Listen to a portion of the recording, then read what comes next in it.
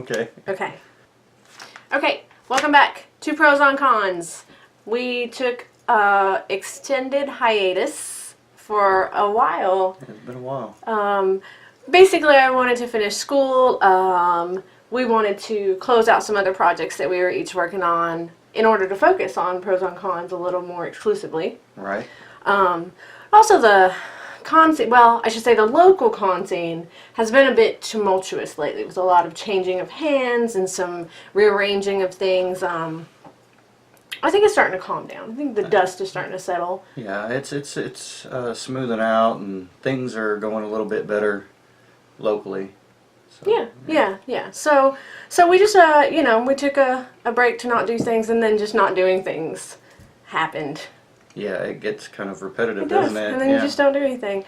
So basically, we wanted to take some time to wrap our heads around what we wanted Pros on Cons to be. And we tried a few things. We had a few test runs that they weren't working out for us. I don't know if they were working out for you guys, but it wasn't exactly what we wanted. It didn't feel quite right. Yeah, it just wasn't. So we've revamped a few things. We're reinventing the show just a little. Just Not a much. little. Same idea. Just trying to get a little more organized and to the point. Yeah.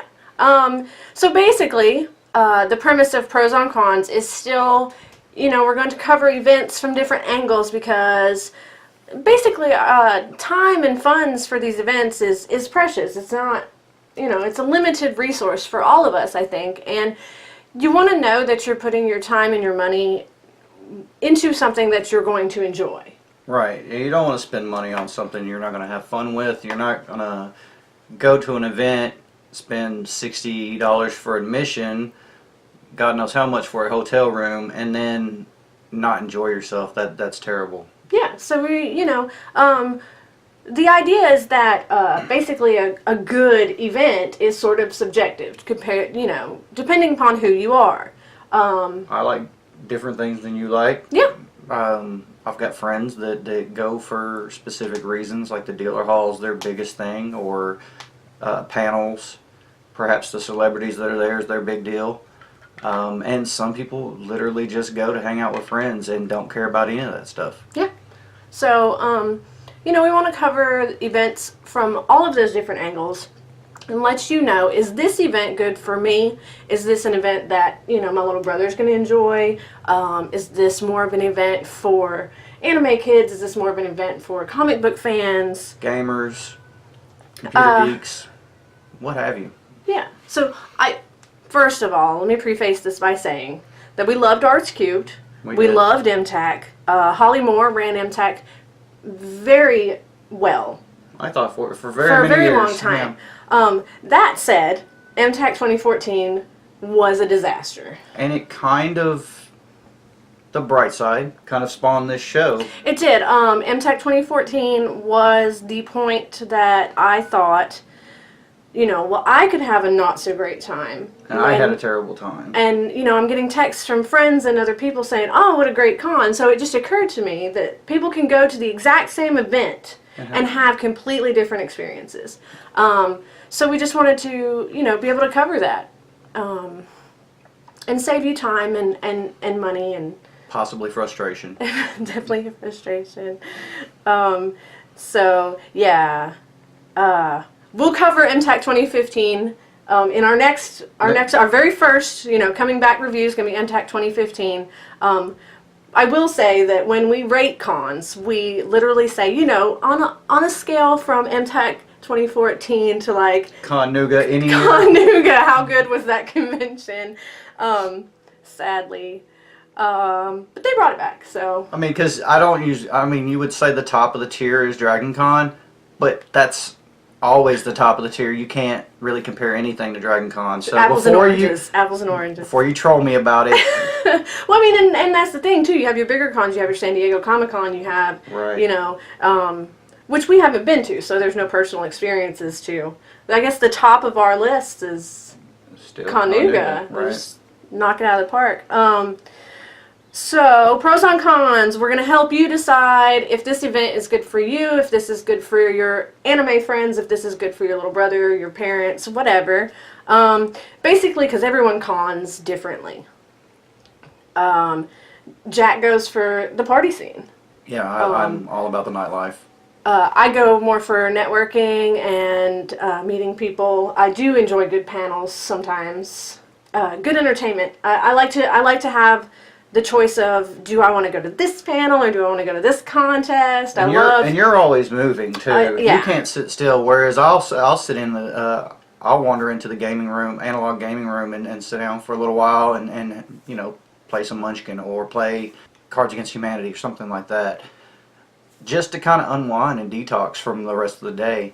That is typically pretty crazy for me. And that's a good showcase of the difference because, like you said, I'm not prone to go sit down in the analog gaming room. So if you ask me how the analog gaming track of this certain convention was, I'm not going to be able to tell you. I have no idea. I may have walked in for 10 seconds and left. Not because I don't like analog gaming. I love games. I love all the games. That's not what I go to con for. I could do that at home. Right.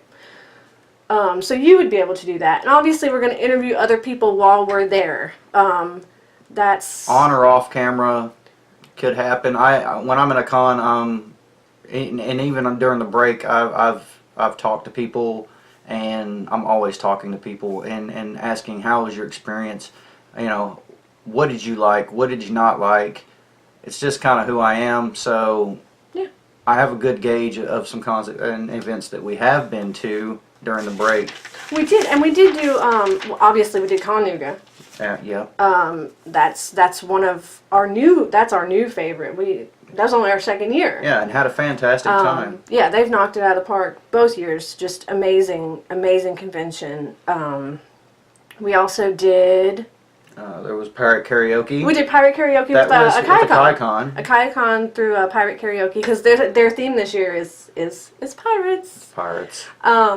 So we went to that. That was a good time. That was really... I met a lot of people that I don't think I would have met otherwise, if that makes sense. No, it absolutely makes sense. And I met people that I hadn't met before that apparently have been in the con scene for a while, and I never ran into them. So apparently we con differently, yeah.